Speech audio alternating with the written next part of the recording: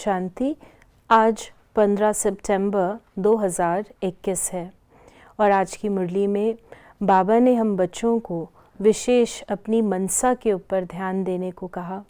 हमें सवेरे सवेरे उठकर अपने आप से बातें करनी चाहिए, विचार सागर मंथन करना चाहिए और जब भोजन भी बनाते हैं तो भी एक बाप की याद में रहकर भोजन बनाना चाहिए। आज बाबा ने हम बच्चों को वरदान दिया है, विनाश के समय पेपर में पास होने वाले आकारी लाइट रूपधारी भव। विनाश अर्थात हमें पता है कि ये सृष्टि का रंगमंच है। इसमें हर एक आत्मा शरीर रूपी चोला पहनकर अपना अपना पार्ट बजा रही है और जब कलयुग खत्म होता है, नई सृष्टि का सतयुग प्रारंभ होने वाला होता है, तो सभी कुछ परिवर्तन होता है। शरीर भी परिवर्तन होते हैं, प्रकृति भी परिवर्तन होती है। सभी आत्माएं वापस परम धाम जाती हैं और इस चेंज को हम विनाश कहते हैं। इस ट्रांसफॉर्मेशन को ही हम विनाश कहते हैं।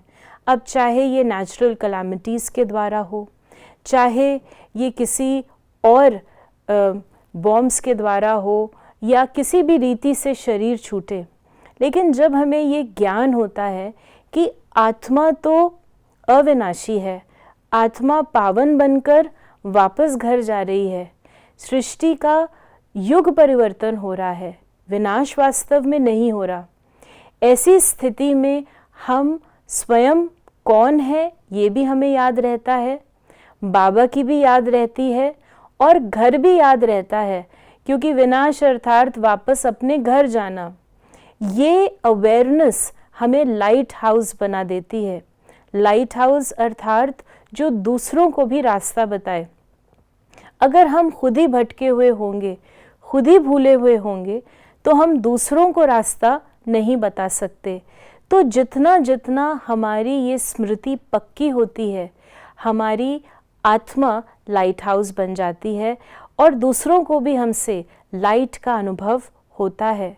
हमारे सामने हम दादियों को देखते हैं, हमारा दादियों से जो मिलना हुआ तो उनके शरीर में तो शक्ति नहीं थी, लेकिन आत्मा ने इतना अभ्यास किया हुआ था। आत्मा सदा आकारी फरिश्ता या परम धाम में बाबा के समीप रहने का अभ्यास करती रहती थी। इसीलिए आज तक भी हम उनके लाइट के स्वरूप को अनुभव करते हैं। तो इसी अभ्यास को हम बच्चों को भी बढ़ाना है, तभी हम विनाश के समय विजयी बन सकेंगे। ओम शांति।